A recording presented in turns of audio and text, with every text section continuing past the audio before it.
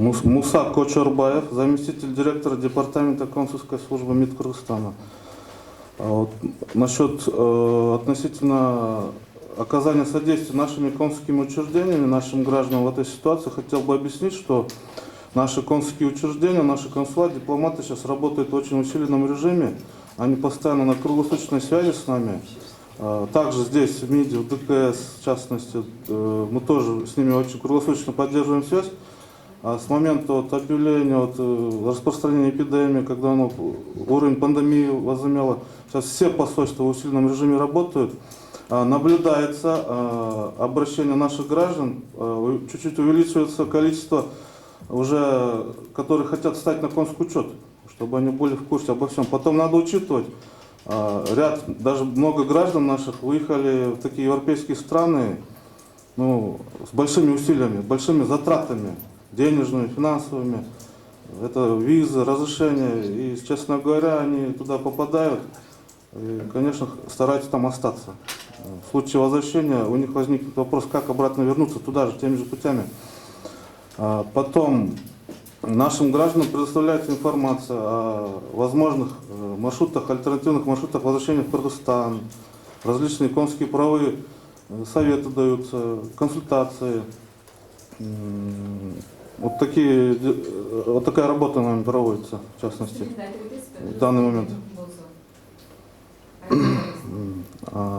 Биздин жарандарга азыр консулдук кызматтар кандай жардам көрсөтүп жатат деген суроого мындай жооп берет элек.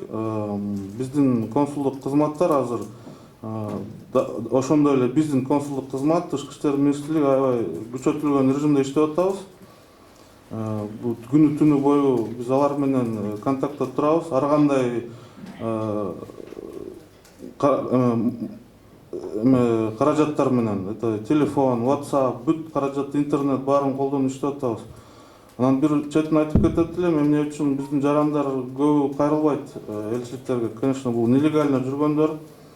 Анан билесиздер өзүңөр чет өлкөгө, айрыкча Европа мамлекеттерине, Америкага, например, биздин жарандар көп күч менен кетишкен ал жака.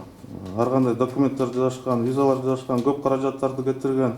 Анан ошол мамлекеттерге калып калууну алар каалап атышат. Азыр биздин элчиликтер мындай сурамжылоо жүргүзүп атышат биздин жарандардын арасынан. Көбү айтып атышат, бул ошол мамлекеттерде, в частности, Италия, например, Япония, Кореядагылар, что бул мамлекеттерде саламаттык сактоо деңгээли өтө жогору эсептелет деп, кээ бирөө ошол жерде калганды каалап атышат. Мындай көп, Кыргызстанга кетебиз деген пока мындай байкала элек азыркы убакта. Ошондой себептен биздин жарандарыбыз көпчүлүгү ошол жерге калганды каалап атышат пока. Эми бул ситуациянын кандай, бул жагдай кандай болот, ар күнү алмашып атат. Ар кандай ойлор болот, ар кандай каалоолор болот, алардын баары ошондой болуп атат азыр. Рахмат. У меня вопросы такие. Вот сейчас, прям пока идет брифинг, поскольку люди смотрят, как вернуться на родину туристам из Гоа, Дубая? Я на этот вопрос, да, отвечу. Этим вопросом у нас уже Министерство транспорта, Министерство культуры и информации, да, туризма, департамент туризма.